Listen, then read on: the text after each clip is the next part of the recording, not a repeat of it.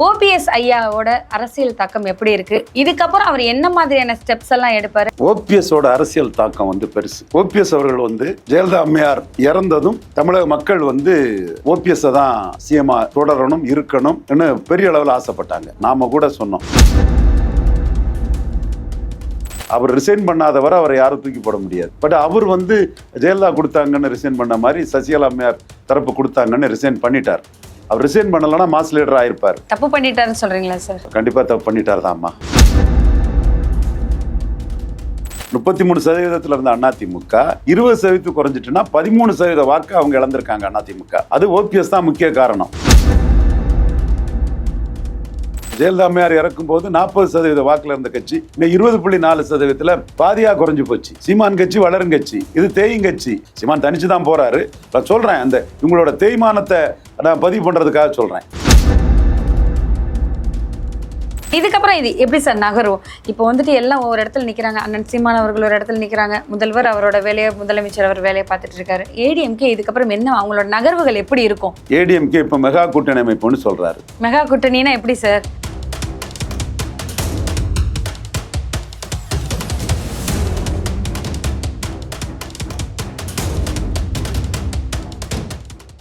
வணக்கம் சார்.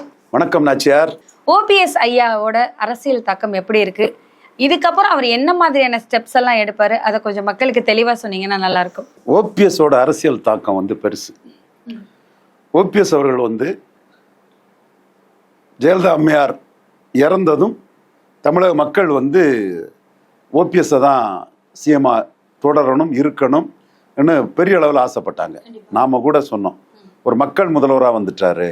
அந்த புயலில் வந்தது, சந்திரபாபு நாயுடு கிட்ட தண்ணிக்கு போய் பேசினது, அவ்வளவுக்குள்ள ஒரு ஒர்க்கிங் சிஎம் ஆட்டு மக்கள் சேவகன்கிற ஒரு இதில் ஜெயலலிதா பெரிய கிளாமரஸ் லீடர், சாரிஸ்மேட்டிக், அதுக்கு கான்ட்ரரியா மக்களில் ஒருத்தருங்கிற இதில் அவருக்கு இமேஜ் வந்தது.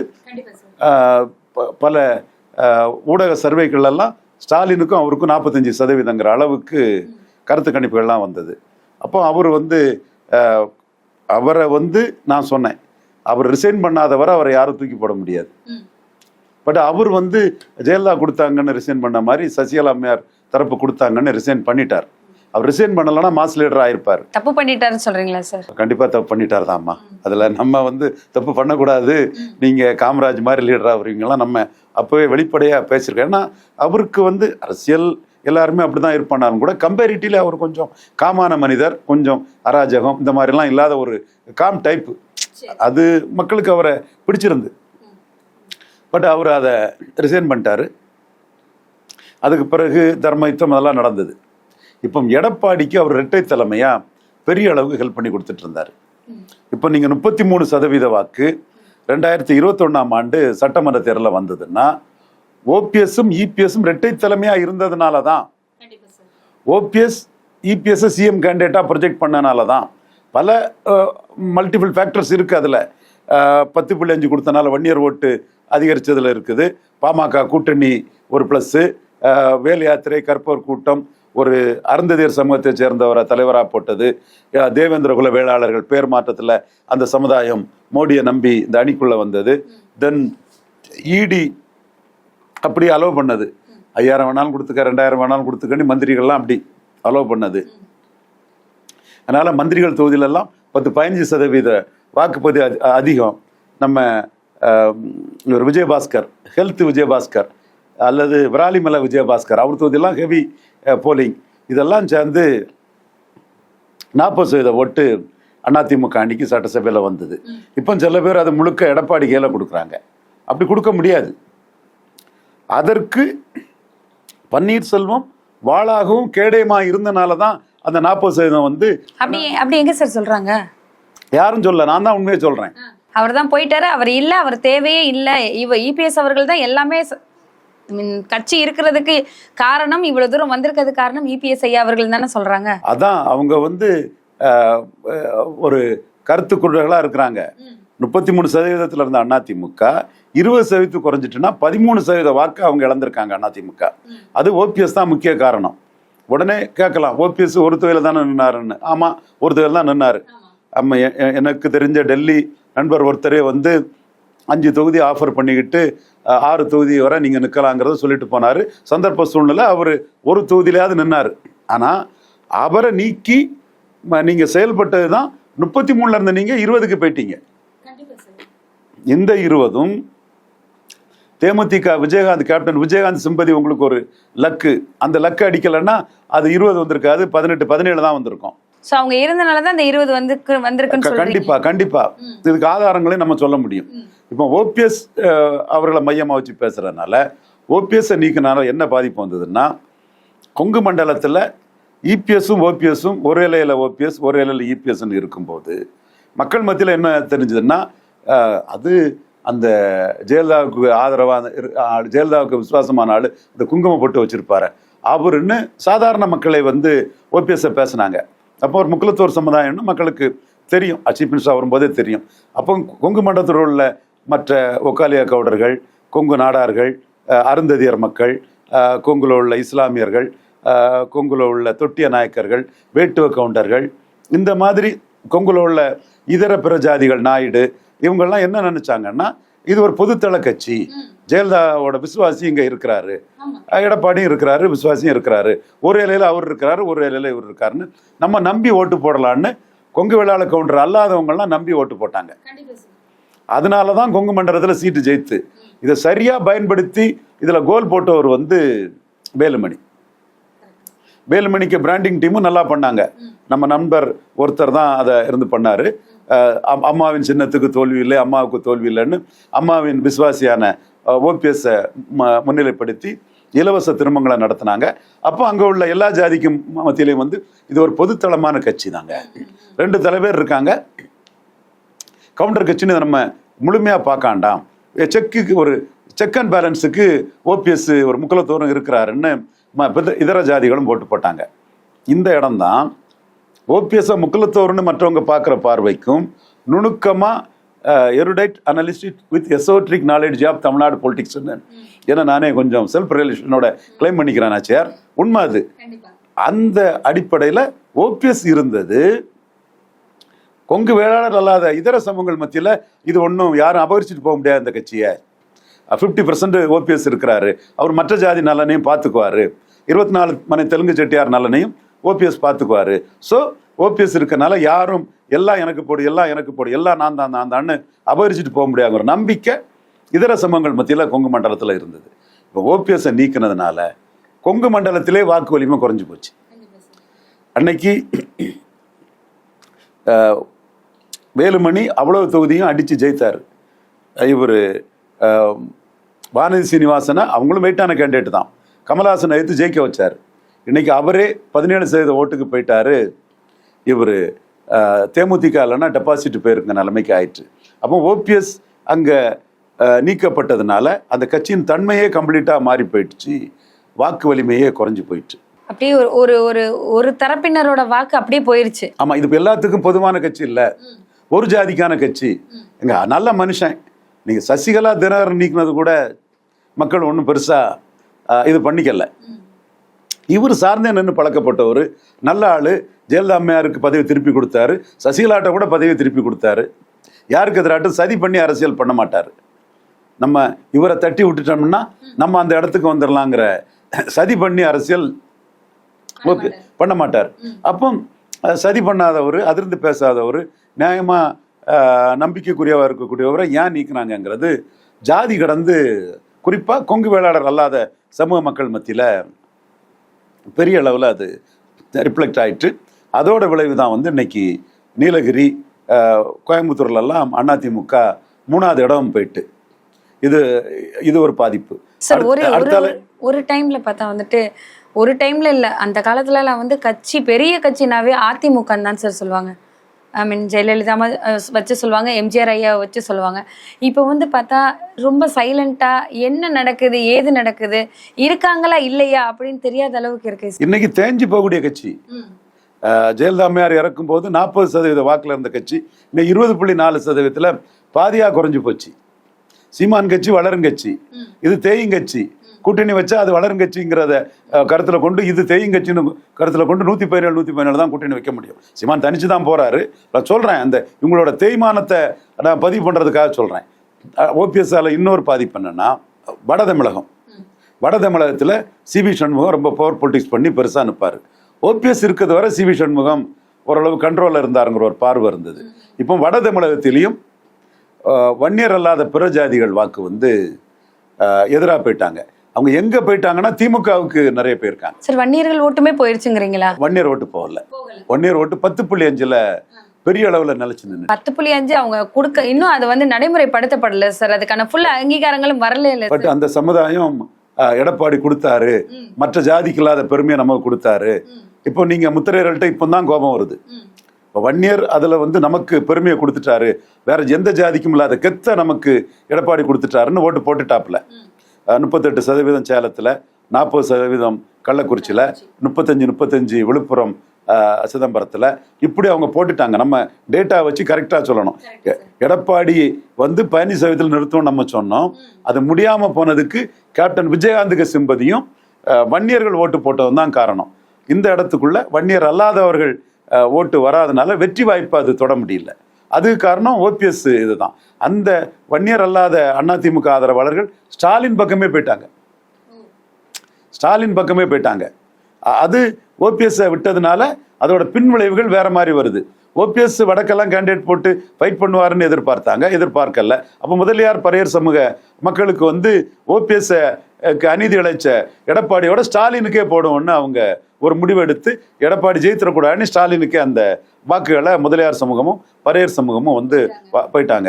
அப்போ ஓபிஎஸோட பாதிப்பு, நான் கொங்கு வேளாளர் பாதிப்பு பெரிய அளவில் இருக்கு, நான் வன்னியர் பாதிப்பு, அடுத்தால முக்குலத்தோர் பாதிப்பு என்னன்னா சசிகலா தினகரனை எடப்பாடி டிச் பண்ணும்போது அல்லது கிராக் டவுன் பண்ணும்போது அல்லது 51வது இடத்துல இருந்தவர் இடத்துக்கு வரும்போது வாளாட்டும் கேடயமாட்டு இருந்து காப்பாத்தினவர் ஓபிஎஸ். அப்போ சசிகலா தினகரன் அடுத்து ஓபிஎஸ்ஸையும் தள்ளிடுறாரு. அப்போ ஓபிஎஸ் தள்ளுறது தான் லாஸ்ட் ஸ்ட்ரா அந்த கேமல் பேக்கு. அது வண்டி ஒட்டகம் அதுக்கு மேல சவாரி பண்ண முடியாம உட்கார்றது காரணம். திருவள்ளுவர் குரல் மாதிரி ஒரு சின்ன ஒரு வெயிட்டும் கடைசியா விடும்போது அது அந்த மிருகம் வந்து உட்கார்ந்துரும், வெயிட் தாங்க முடியாம கீழே உட்கார்ந்துரும். இது பெரிய வெயிட், ஓபிஎஸ் வெயிட். அப்போ ஏற்கனவே முக்குலத்தோர் வந்து எடப்பாடிக்கு நெருக்கடியில கோபத்துல இருக்காங்க. அது ஓபிஎஸ் ஆதி இருக்கிறாரு, 50-50 இருக்கிறாரு, பாதி இருக்கு, நம்ம ஆளு எப்படியும் பாதி இருக்கிறாரு, நம்ம கட்சியில பாதியாவது நம்மகிட்ட இருக்குன்னு திருப்தியா இருந்தவங்க ஒற்றை தலைமை ஆகணும்னு ஓபிஎஸ் பண்ணதும் முக்குலத்தோரும் முழுமையா எதிராக போயிட்டாங்க. ஸோ முக்குலத்தோர் ஓட்டு எதிராக போனதுனால தான் வெற்றி பெற்ற தேனியில் இன்னைக்கு 13% வாக்கு தான். 35% வாக்கு ஓபிஎஸ் ஆதரவாளர் மனோஜ் பாண்டியன், சகோதரர் மனோஜ் பாண்டியன், அப்புறம் அவங்க அப்பா PH பாண்டியன், இவங்களை வச்சு செல்வாக்குள்ளவர் தான், நாடார் கம்யூனிட்டியை சேர்ந்தவர், செல்வாக்குள்ளவர் தான். அவர் ஓபிஎஸ் கூட நிற்கிறாரு. அப்போ அங்கே என்ன ஆகுது, 8% அங்கே போயிருது. ஸோ 19 சசிகலாவின் தினகரனையும் எதிர்த்து தேனியில வெற்றியை கொடுத்த ஓபிஎஸ் மனோஜ் பாண்டியன் மூலம் 35% திருநெல்வேலியில் கொடுத்த ஓபிஎஸ் இல்லாத போது அங்கே 8 போயிருது, இங்கே 13 போயிருது. இந்த 13 தேமுதிக இல்லைன்னா இதுவும் ஒரு 8 தான் இருக்கும். அதே மாதிரி ராமநாதபுரம் அவர் 2வது வந்திருக்காரு, அதிமுக 9% போயிட்டு. ஏன் 9% போயிட்டு? அங்கே தெலுங்கு தாய்மொழி மக்கள் கம்மி. தூத்துக்குள்ள விளாத்திக்குளம் ஒட்டப்படாரம் கோயில்பட்டியில தெலுங்கு தாய்மொழி மக்கள் இருக்கனால பிரேமலதா அம்மையார், விஜயகாந்த் சிம்பதி இதை வச்சுக்கிட்டு அவங்க ஒரு 15% கிட்ட வந்துட்டாங்க. திருநெல்வேலியில இல்லை, 8% தான். இங்க தென்காசியில ராஜபாளையம், சிறிலிபுதூர், சங்கரங்கோயில் இங்க தெலுங்கு தாய்மொழி சகோதரர்கள் இருக்கனால பிரேமலதா அம்மையாரை வச்சு அங்க இரட்டை இலக்கம் போறாங்க, அல்லது அங்கேயும் ஒற்றை இலக்கங்கிற. அப்ப இப்ப வந்து அதிமுக வந்து கொஞ்சம் ஓரளவு இருக்குன்னா அதுக்கு தேமுதிகவும் ஒரு காரணம் சொல்றீங்க? கண்டிப்பா விஜயகாந்த் சிம்பதியும் ஒரு காரணம். அது அவரு கூட்டம் கூடுறது விஜயகாந்த் எல்லாம் பார்த்து அது ஒரு 5 சீட்டு கொடுத்து 1/2% வேண்டான்னு 2024 வேண்டான்னு ஒதுக்கி விட்ட தேமுதிக இருக்கும்போது ஆனா ஒதுக்குனாங்களா? கூட்டத்தை பார்த்து தானே கொடுத்துருக்காங்க. அது அவங்களுக்கு கொஞ்சம் பலனை கொடுத்துட்டு, இதை விட எல்லாத்தோட சூப்பரான ஒரு இதுதான் எடப்பாடிக்கு தப்பு கணக்கு, டெமாகக்னு சொல்லுவாங்க. ஒரு ஜாதிக்கு எதிராக இன்னொரு ஜாதியை திருப்பி அரசியல் பண்றதுன்னு. அது ஆட்களை வச்சு அடிச்சதெல்லாம் டானாக்கும். சசிகலாவை அடிச்சுட்டாரு, தினகரன் அடிச்சுட்டாரு. நம்ம சசிகலாவுக்கு எதிராக நம்ம பண்ணணும். அது நம்ம என்னைக்கும் நம்ம பண்ணதை மறுத்து பேசுறதில்ல. வரலாறு தமிழ்நாடு இதில் நடராஜனுக்கு எதிராக நம்ம செய்யறதுக்குள்ள எல்லா நியாயங்களும் இருந்து அதனால நம்ம அதை செய்தோம் முடிச்சோடுவீங்களா. ஆனால் ஓபிஎஸ் இனி வரும்போது நம்மளே என்ன சொன்னோம், தர்ம சங்கடமான சூழ்நிலையும் தர்மர் மாதிரி நின்னாருன்னு. இந்த இதெல்லாம் தூக்கி வன்முறை எல்லாம் பண்ணும்போது அவர் கொஞ்சம் கூட இது இல்லாம அவர் வந்து அமைதியா அந்த கூட்டத்துக்குள்ள அமைதியா ஸ்திரப்பிரஞ்சன்னு சொல்ற மாதிரி வந்தாரு. ஸோ அது மக்கள் மத்தியில தெரியுது. அப்போ மற்ற ஜாதிக்காரங்க என்ன நினைக்கிறாங்க, இவர் ஓபிஎஸ் நீக்கினால இபிஎஸ்க்கு தேவரை நீக்கிட்டாங்க, அதனால மற்றவங்க ஓட்டு போடுவாங்கன்னு நினைச்சாப்புல. அப்பதான் நாடார் டீம் வந்து இறங்கி எதிர்மறையா ஓட்டு போடக்கூடாது. சசிகலா தினகரன் வேற, ஓபிஎஸ் வேற. ஓபிஎஸ் வந்து மக்களே அக்செப்ட் பண்ண ஒரு லீடர். ஜெயலலிதா அம்மையாராலேயே முதலமைச்சராக அமர்த்தப்பட்டவர் அவர் வேறங்கிற போது அந்த பிறஜாதி சமூக மக்களும் வந்து அதிமுக அந்த ஒரு ஜாதிக்கு எதிராக இன்னொரு ஜாதி திருப்ப அரசியலை அப்படியே ஒதுக்கிட்டாங்க. குறிப்பா ரொம்ப மோசமா தோத்தது தூத்துக்குடி நாடார் பகுதிகள், திருநெல்வேலி, கன்னியாகுமரின்னு எடப்பாடி பழனிசாமி ஆயிட்டாரு.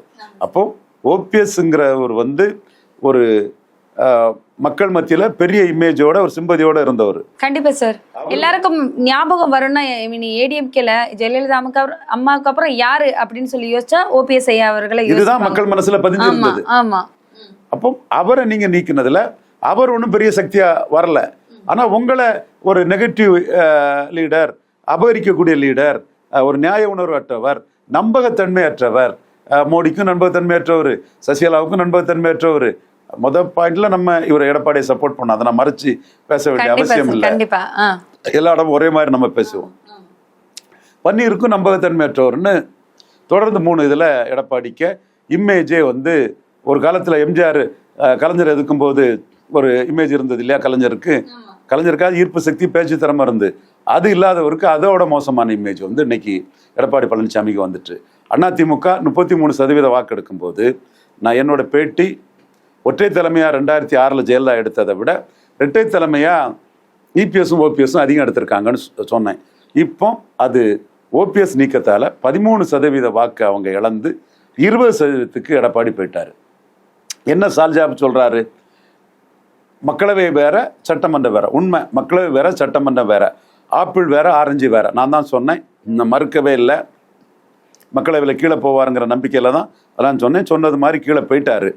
ஆனா இந்த மக்களவை தேர்தல் சட்டமன்ற தேர்தல் மாதிரி தான் மு.க. ஸ்டாலின் எதிர்கொண்டார்.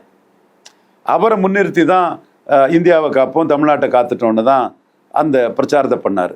இன்னொன்று, விளவங்கோடு தொகுதியில் சட்டமன்றத்துக்கு நின்ன தாரகை கத்பட், மக்களவைக்கு நின்ன விஜய் வசந்தோட அதிக ஓட்டு. இதைதான் ரொம்ப நுணுக்கமாக பார்க்கணும். ஸ்டாலினை முன்னிறுத்தி தான் அந்த தேர்தல் நடந்தது. முந்தைய காலத்தில் மக்களவை தேர்தலில் மக்கள் தலைவர் எம்ஜிஆர் ஆண்டிப்பட்டி செக்மெண்ட்ல எடுக்கிறதோட அவர் தொண்டர் செல்வேந்திரனுக்கு காங்கிரஸ் மேலே வரணும்னு அதிக ஓட்டு வரும்.